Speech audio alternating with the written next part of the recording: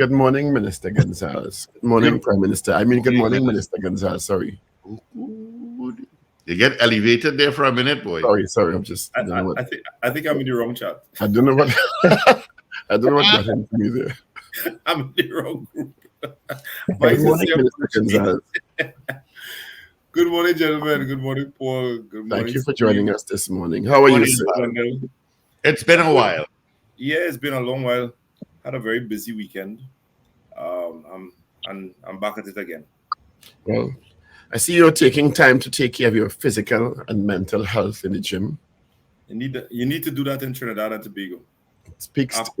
I know you're probably going when you start campaigning is going to start soon, so you need to get yourself physically ready. I've never stopped campaigning. I've never stopped. Anyway, thanks for joining us this morning. We appreciate you being with us this morning. A lot to get through. You're doing a lot. Maybe we should start to ask about our poll.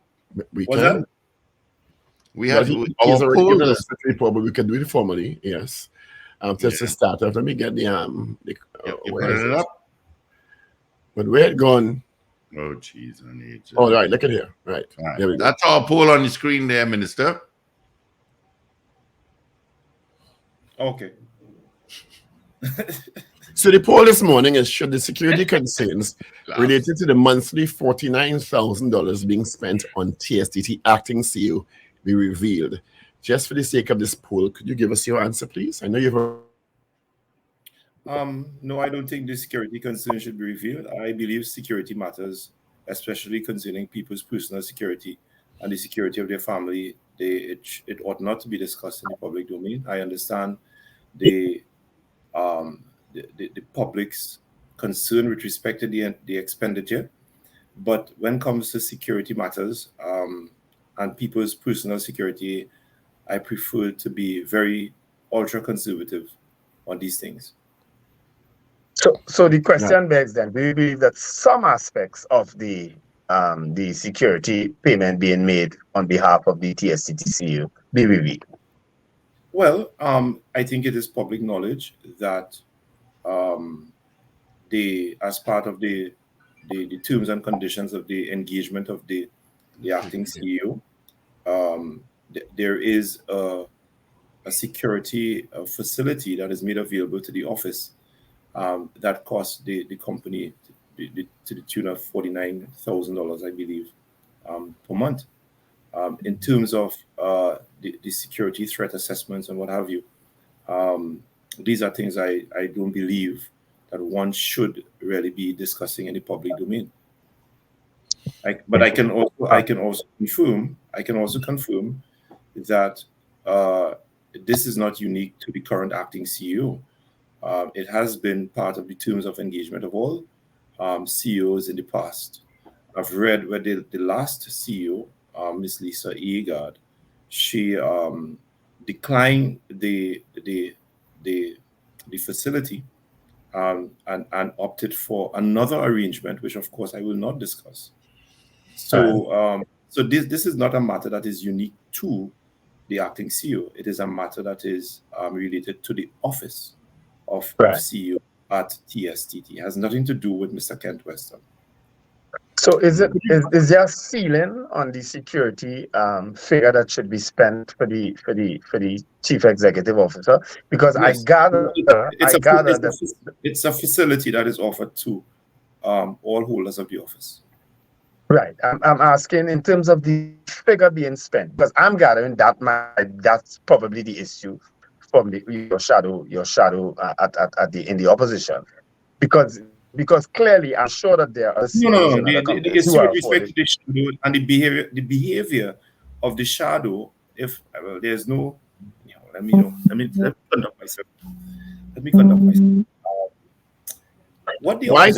Go ahead, say what you were going to say. What the opposition is trying to do is to scandalize this very issue and to ride it, for whatever political gains they believe that might be had in scandalizing the issue, and not taking into consideration by so doing, it may well place and compromise the security of the CEO and his family. and I don't want to engage the opposition.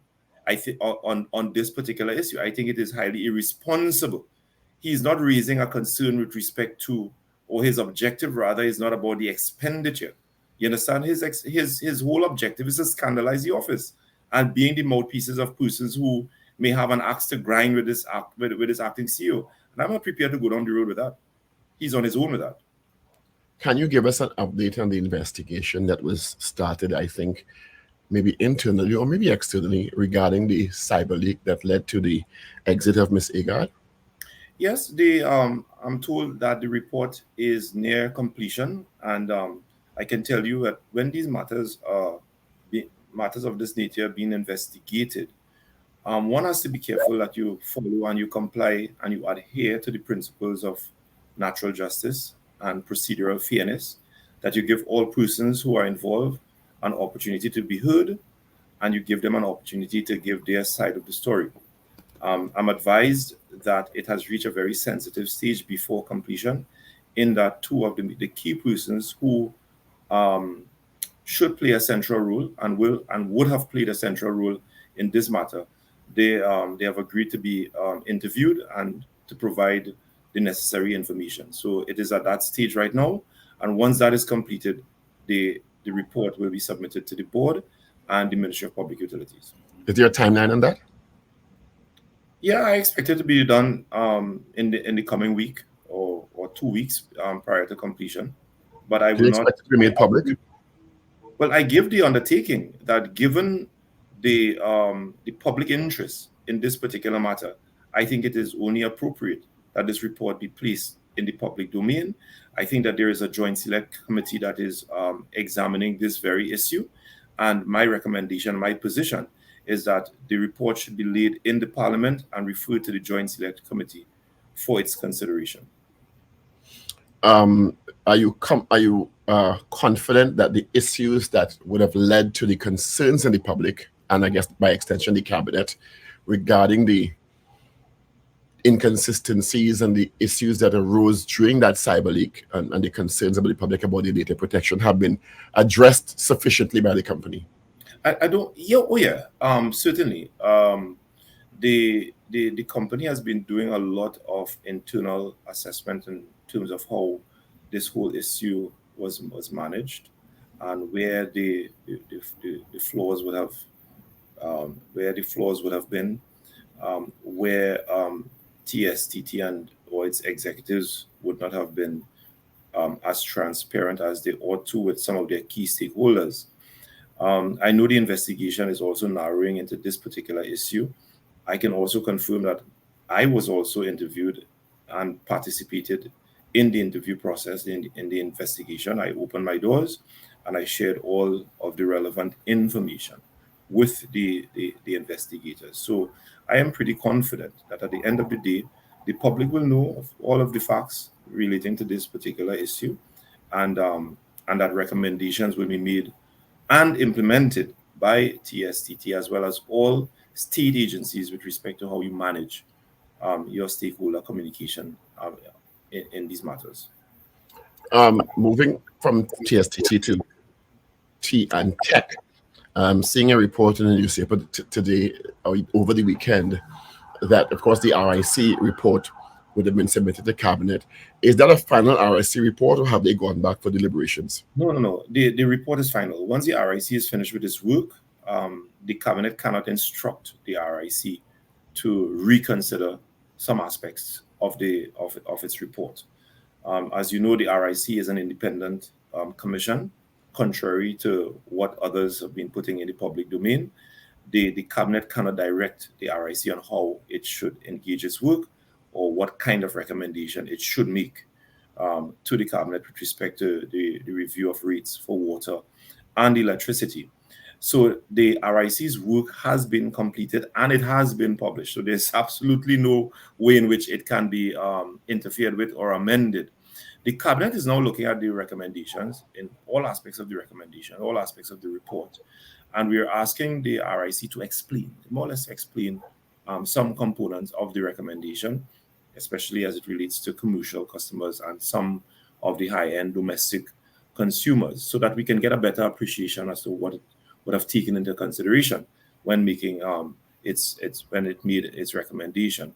So so we are getting the necessary data from the RIC, and I believe that we are very close with respect to making a final policy decision to provide to TSTT on the recommendations of the RIC.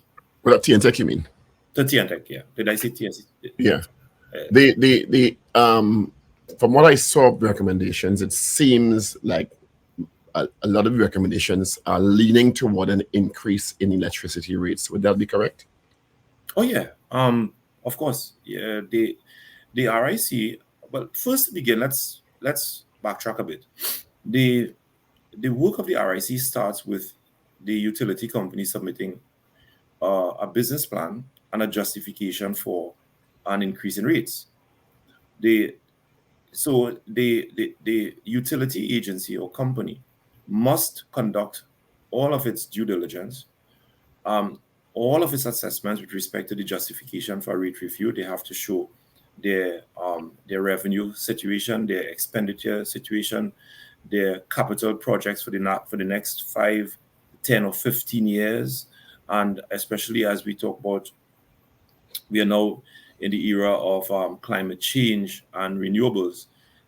They needed to provide a roadmap as to how it intends to transition from carbon generated electricity to more renewable electricity, generated electricity for the utility sector, and all of these things. So T&TEC would have put forward its justification for a rate review and would have made its recommendation as to what it requires in order to be financially sustainable. I can also tell you that a lot of what T&TEC asked for, they did not get. So the RIC would have asked T&TEC, to provide justification, and T&TEC would not have been. Can you share what T&TEC would have asked for that they didn't get, or is it premature? It is premature, but I can tell you that almost everything that they asked for, they did not get. All right, and let me also make it abundantly clear, gentlemen, as well as all your listeners, that if the government were to accept the full recommendation of the RIC, T&TEC will still be in the red and will require the support of the state to the tune of $500 million annually. Why? Because the recommendations of the RIC as it is would not be sufficient if they were to be fully implemented for T&TEC to run its operations. Is it an arrest situation or underpricing situation or both? Underpricing. Commercial, residential, or all of the above? More residential and some commercial on the lower end. But my understanding also is that there are several state entities that have huge arrears owed to TSTT, to T&TEC. And even if the state or T&TEC were to recover the $1 billion owed to the commission by all of the state agencies as well as the domestic customers, it will not be sufficient for T&TEC to cover its costs, especially the cost as it relates to the purchase of gas from NGC. What is the deficit now that T&TEC is operating at on an annual basis with that said? $1 billion. $1 billion annual, and that's because of the cost of the generation of gas from NGC, and correct. Also what you describe as, I guess, underpricing residential and or commercial and industrial. Is that correct? Absolutely correct. Which of the three categories has the greatest contribution to that deficit? The cost for electricity. No, I'm talking about in terms of the residential, commercial, or industrial. The state agencies, I think, from my last reading, would have owed T&TEC the largest sums of money.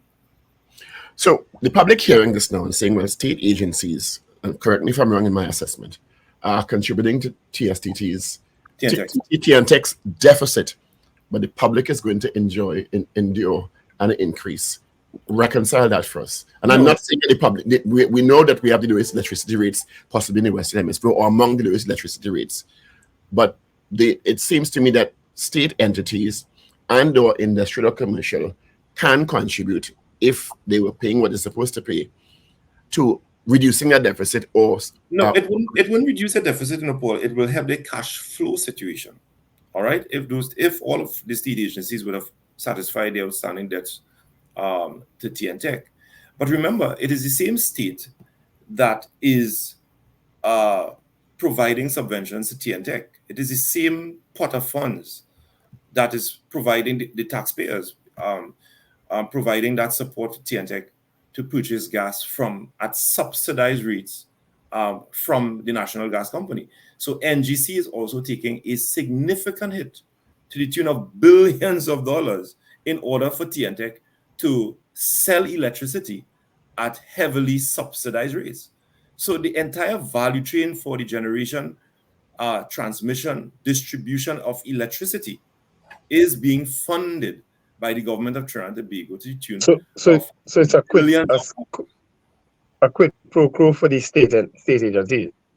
I'm not saying that, but I'm just saying that if state agencies were to settle all of the outstanding arrears to T&TEC, I mean, it is a small fraction when compared to the entire issue with respect to the cost for generating, distributing, transmitting, and the distribution of electricity in Trinidad and Tobago. So whilst, yes, it may look as though state agencies not doing their part, and they perhaps should be doing a little bit more, and I have seen evidence where they are also trying their best to settle the outstanding arrears.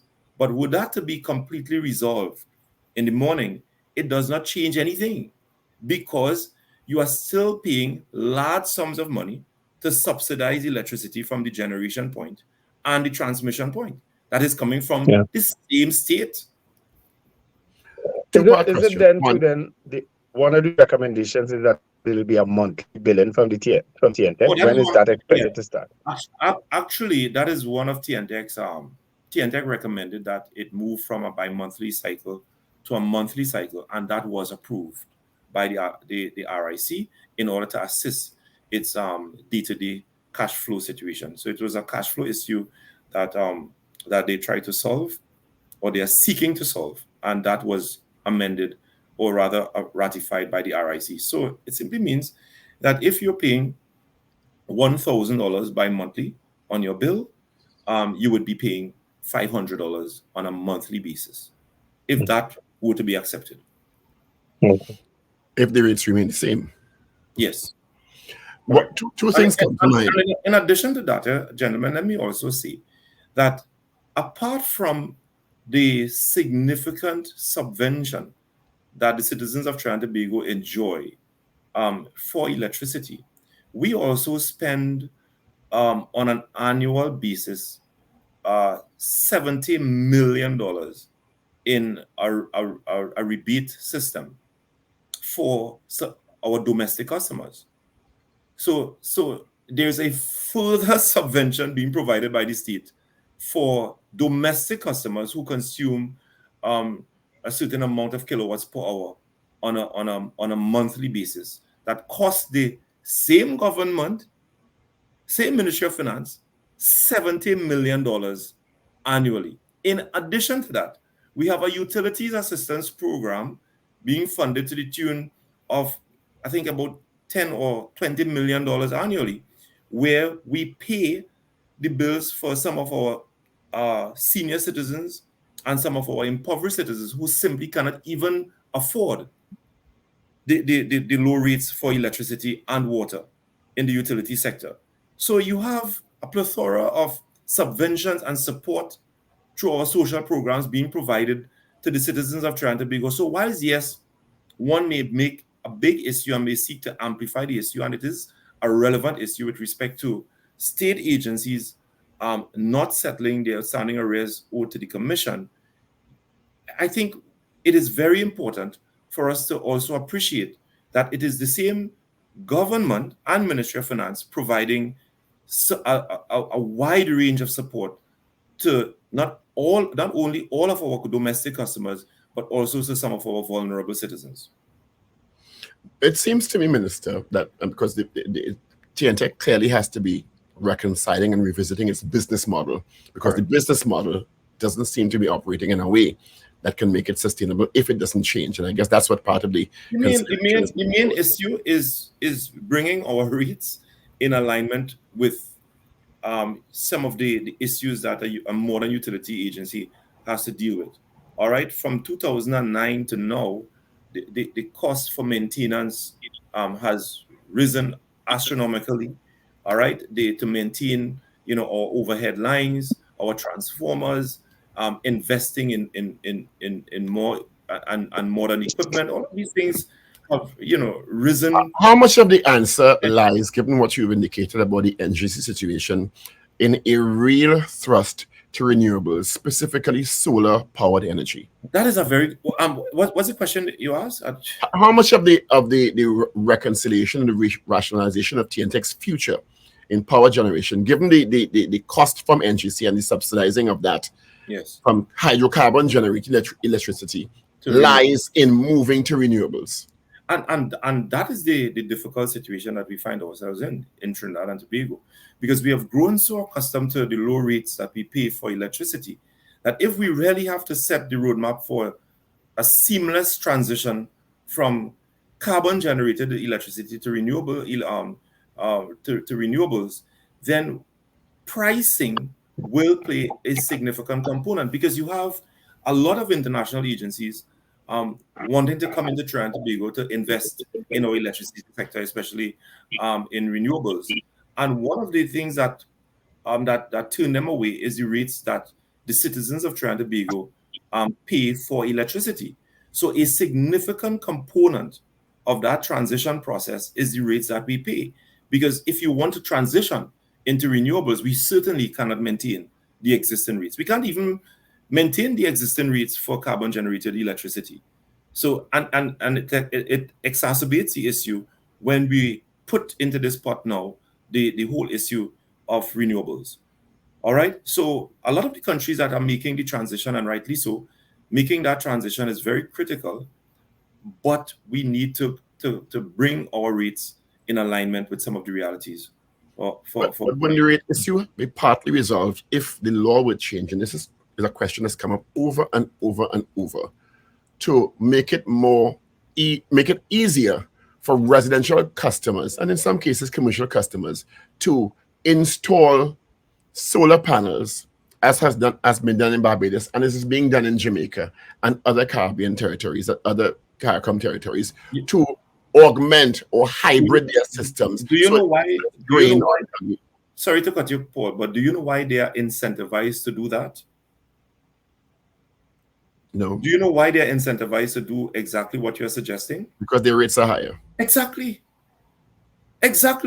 But there are people who want to do it now in Trinidad and Tobago and are getting stumbling blocks. Paul, that is not so. That is not so. I can tell you that the government of Trinidad and Tobago has reduced the taxes on the installation and the purchase and the installation of these solar panels. And citizens are not taking advantage of it. What about the legal requirements? That has been one of the things that's been spoken about by several people who they say that you have to jump through legal hoops and get the permission from T&TEC to add it to your system because of the present law. And what we're doing very soon, we will be finalizing the policy on this particular issue to make it very simple for persons to get their permits, etc. We have been approving quite a lot of permits for citizens and private agencies to generate their electricity. What's the process for that? So people know where. Yeah, so you make your application to the Ministry of Public Utilities. I think it's also an online process, or you can write to the Permanent Secretary and/or T&TEC for to get the requisite permit. It goes through an investigation process, an analysis process that it may take about 2 or 3 months. And in some cases, it may take longer, depending. Therein lies the whole problem. No. It's let me tell you this. A lot of people who complain, Paul, I did my personal investigation, and the issues lie with them in the sense that they were not providing necessary information to expedite their application process. But there have been a number of applications that was resolved quite efficiently and quickly because the applicants provided the necessary information to the Ministry of Public Utilities and T&TEC, and they got their permit in record time. But yes, I agree that this issue, we are working on it and it should be resolved. But if we were to do that, I don't believe that we would see the uptake from citizens in the way that we would like to, because we still enjoy the rates for electricity is outdated and it's too low, and it is not an incentive for people to transition into renewables. Does the cabinet have a date when we will know about the cabinet's decision on the RIC recommendations? Oh, yeah, it is a front burner issue at the cabinet subcommittee, and that's the reason why in my last statement on the weekend, I told the media that I believe that by the end of this month, we will be in a position to inform the country on what policy directive we intend to give to T&TEC. And I believe that it is a significant component in terms of preparing the country for the transition into renewables, because what I recognize the RIC, and in questioning the RIC, they did take that into consideration, that listen, we have to transition and we have to create the environment for that transition from carbon to renewables. And that's the reason why the recommendations of the RIC have been premised on the more you consume, the more you pay. The less you consume, the less you pay.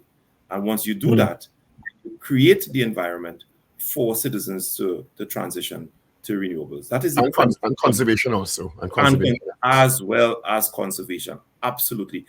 So the RIC has done the work. They have done, I thought that their work was really well thought out. And they took into consideration the very issues that we are discussing here, that our environment, as it is right now, is not conducive and the best to incentivize citizens to make that transition. And the time is now to create that environment so that citizens can understand the benefits of conservation and renewables. Minister, as you talk about conservation, I think, I'm not sure, correct me if I'm wrong, that a decision was made that some of these state buildings and so on, that they're not, and even schools and so on, not leave on all these vast amount of lights and so on throughout the night. Whatever became of that? There was, before I was appointed, I think a couple years before, previous ministers of public utilities attempted to, and there is a policy decision on that, I'm told. I saw the policy as a matter of fact, that government buildings, schools, etc., should ensure that at the end of business day, that lights are taken off so that we can conserve the amount of electricity that is being burned, as well as to save on the gas consumption to generate electricity. A lot of issues also arose with respect to some of the playing fields all across Trinidad and Tobago. Members of parliament, members of council will come requesting for recreational facilities to be lit, and oftentimes you pass 10, 11 o'clock at night, no activities are taking place, no sporting activities, but the area and the facilities are well lit, and contributing to the high receivables from state agencies, and as well as the gas consumption. So, but the policies have not been, or the policy rather has not been adhered to, and when we ask, people use as a justification to keep those lights on the issue of crime in the country. So schools have indicated that, listen, if we take off the lights in the schools and some of our public agencies, it encourages criminal activities around some of those facilities. So it is a very difficult situation that we are managing.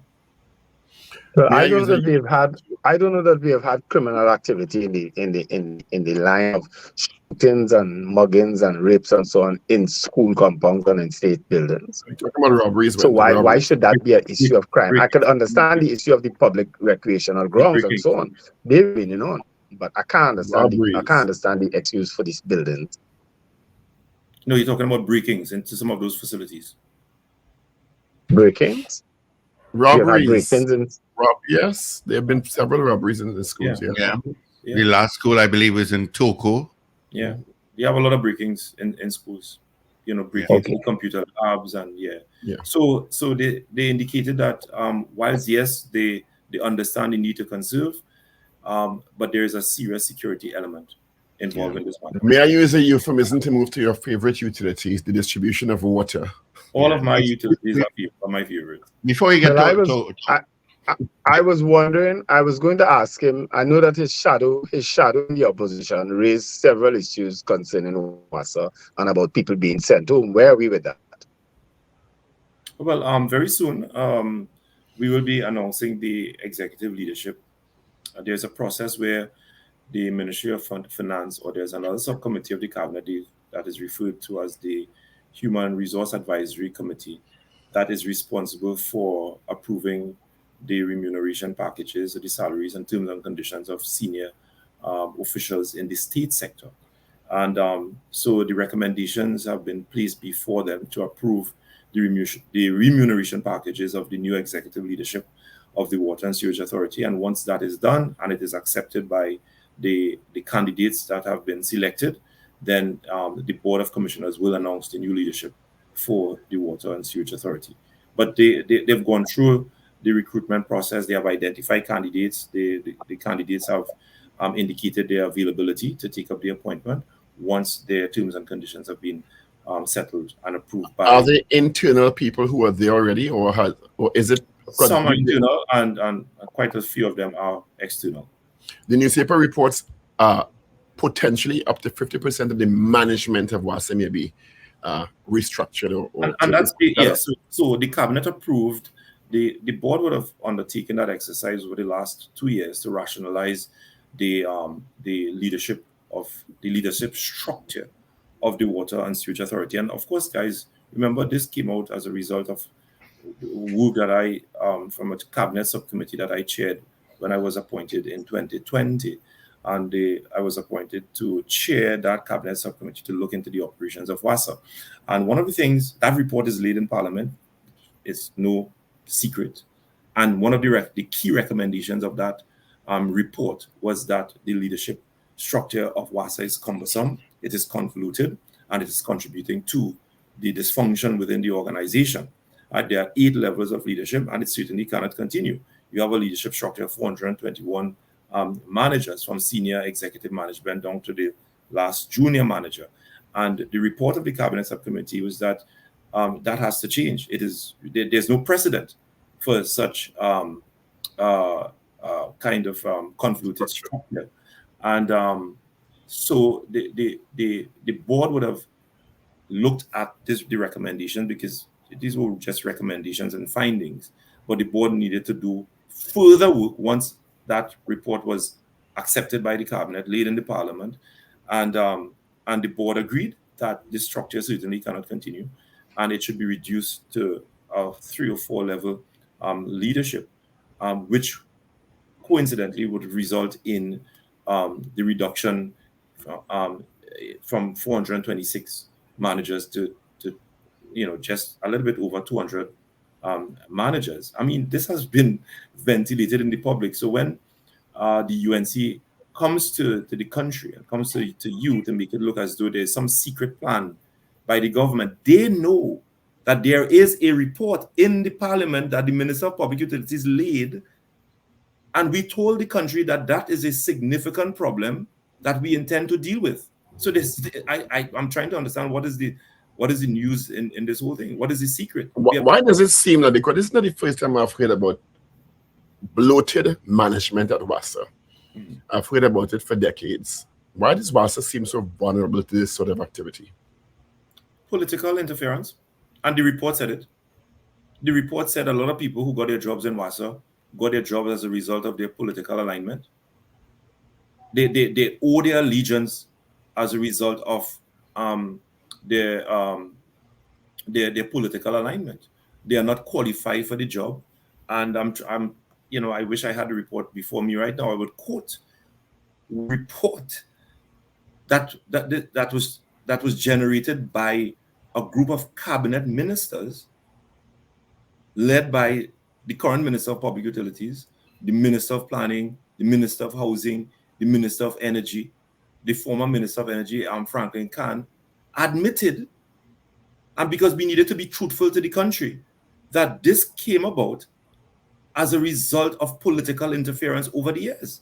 And if we were to be truthful, And if we are serious, and if we are to be serious in getting to the root of this, we have to be brutally frank with this reality. But does that mean you seem to be implying even political interference during this administration? But this administration is dealing with it. There is no one in the management of WASA at this present time can say that they got their job as a result of this Minister of Public Utilities. So does the rationalization in management imply that there will be further cuts down the stream in WASA and the employee rates? Right. So let's back up a bit. Based on all of the reports that were done over the last 20 years, it is believed from all of the reports, the consultation, work by consultants, the IDB, the CAF, other independent consultants, that WASA is overstaffed by, I think, 2,500 workers. Let's backtrack a bit. What's the present workforce? It's about 4,700. So by 50%. Oh yeah, that's a fact.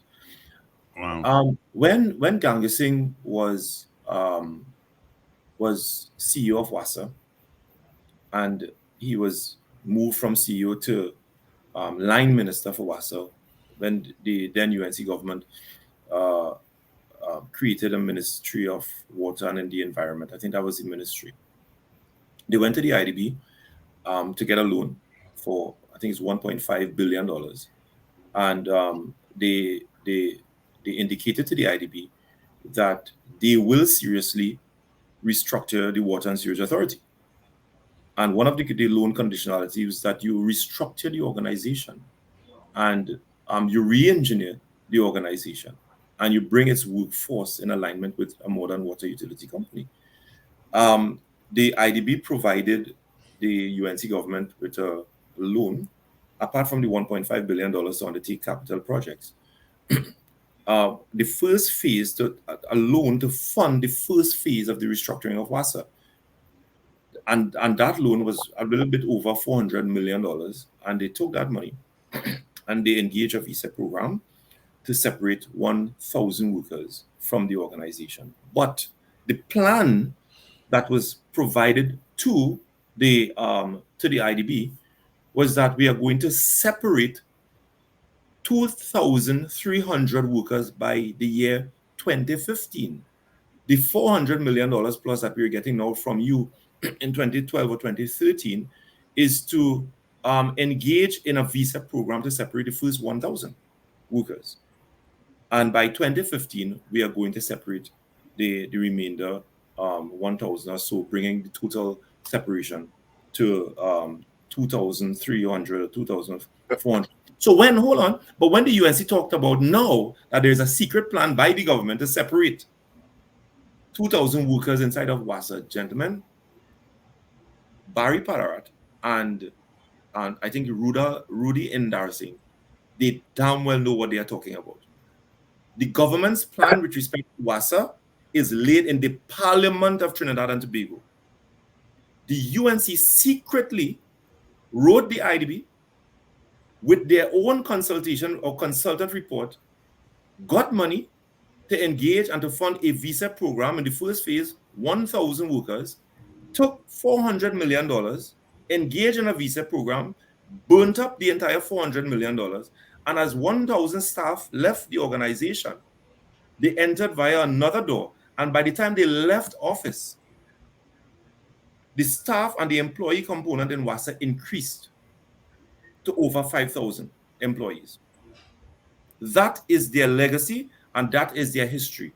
So therefore, it offends me deep in my stomach when you listen to these people coming in front of your faces and talking to you as though they don't know what they did in the water sector. In our final moments, do you, in the past, when WASA has attempted to restructure management and or general staff, there had been pushbacks, the public started to experience water disruptions. Is that a consideration or a concern for you as minister? It is. There is a security element in this.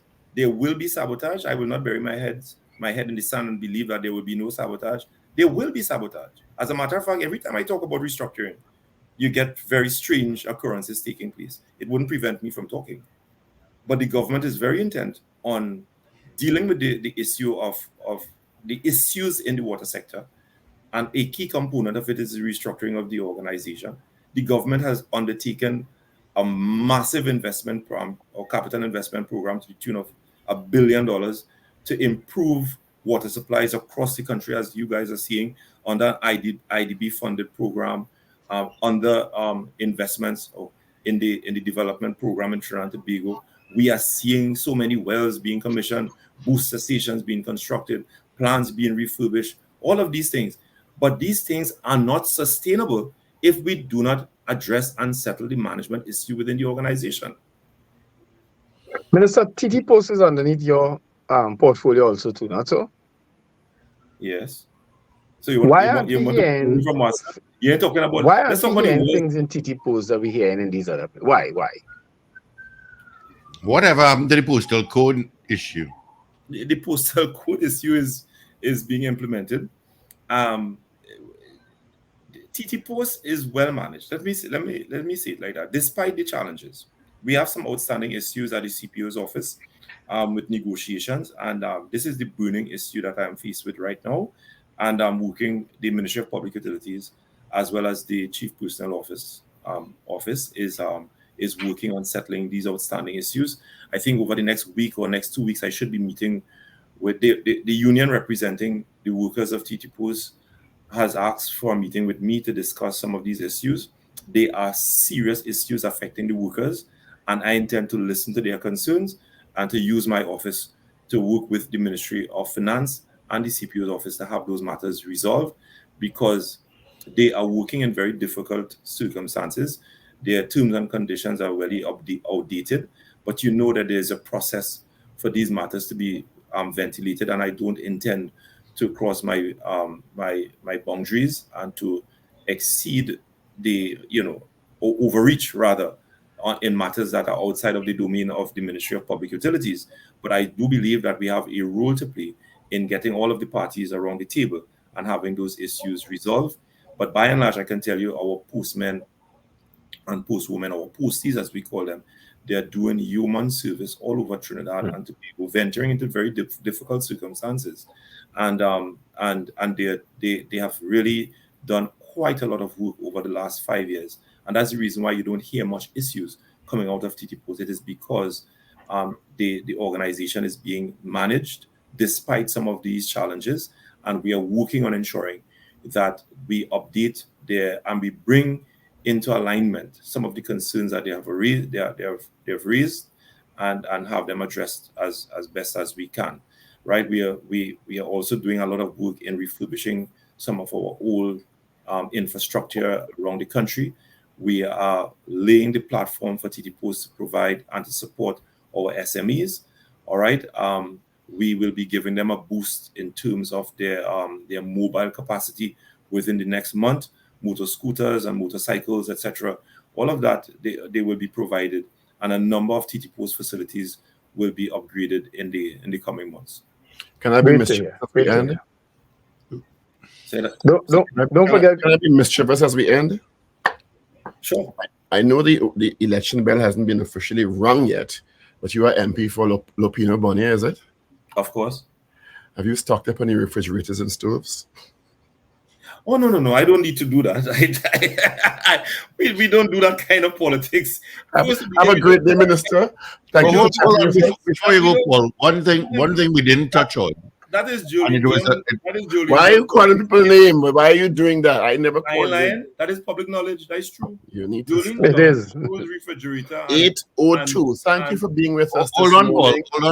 We appreciate your time and your contribution this morning. And we wish you a wonderful, safe day. She was placed in foster care. And have a great... Hang on 1 second, Minister. Hang on 1 second, Paul. There was a story last evening on the news where WASA is cranking down on the water truck issues, the illegal water truck issues, where I believe someone turned off the water for the penal area so people could call for water. Mon Diablo? I can't remember where it is exactly. And pay $300 for the water. And on top of that, the water that was being given to the truck, the driver said he put Clorox in the water to sterilize the water. What is WASA doing about clamping down on these. Apart from WASA police going out and looking, what about people that, there's so many trucks with number plate, you call for water, how many gallons, 300, 500. What is WASA doing about that now?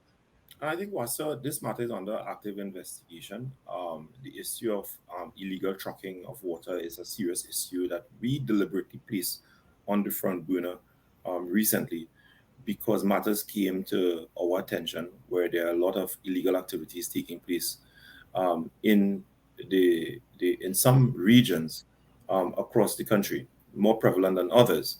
So we place the matter in the public domain, and we give the undertaking that these matters have been fully investigated, and I can tell you they are at a very sensitive stage of investigation. But one of the things that WASA did was to remind the citizens that you should only engage trucks that have been approved by the Water and Sewage Authority. You have a lot of private truckers operating, and they are not approved by the Water and Sewage Authority, and we don't know exactly where they are getting their water from, and therein lies the problem, and that is the reason why the authority has reminded citizens recently that if you require truck one supply, ensure that you are engaging or you're getting water from a truck that is approved by the Water and Sewage Authority. And that is absolutely free. And my final question, very free, as I told you yesterday, I went down the south, and I did a lot of driving over the weekend, and there are a lot of street lights, priority bus route, Eastern Main Road, the highways, and of course we can't forget the byways, where a lot of street lights are not working. Especially, let's look at the priority bus route. That's a security risk right there. People always stand up where they come out. They don't walk to the lighted areas.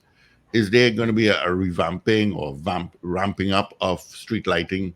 There will be a ramping up. But I can tell you too, T&TEC has done a lot of work over the last 2 years with respect to replacing old lights. As a matter of fact, last year alone, the utility agency repaired over 20 or 25,000 lights across the country. And the year before, I think it hovered somewhere close to 30,000 lights have been replaced. So it's a lot of work being done in that area. But clearly, these are things that require constant, expenditure to keep up with the amount of requests and the need that we have in so many regions across the country. And that's the reason why people have to understand that when you talk about a rate review, coming back to the issue of rate review again, it will help if the utility agency recovers a rate that allows it to continue to spend that large sums of money on refurbishing old lights, replacing them, installing new lights. They're all connected. They're all connected because you don't get the support from the regional corporation because they also have their own challenges. You don't get the kind of funding that you from Ministry of Finance, because Ministry of Finance will give T&TEC money for its capital projects. But these are operational issues that the utility company has to grapple with on a daily basis, and the rates that it collects is simply not enough to meet with the growing demands from the population. But notwithstanding that, over the last 2 years, you're looking at the replacement of over 50,000-60,000 lights across the country, and there continues to be the need to ramp up this exercise. I am working closely with the Ministry of Finance for the midterm review to get an additional $20 million to ramp up activities in replacing some of our old lights, as well as continuing the installation of new lights across the region. So in addition to 50,000 lights being replaced over the last 2 years, we have installed thousands of new lights based on requests from members of parliament, members of council, and based on what I anticipate that I'm going to get in the midterm review, we will be ramping up activities, especially in areas where you have high traffic, the priority bus route, our main roads, etc., because they also do contribute to a feeling of safety by security-wise. Yeah.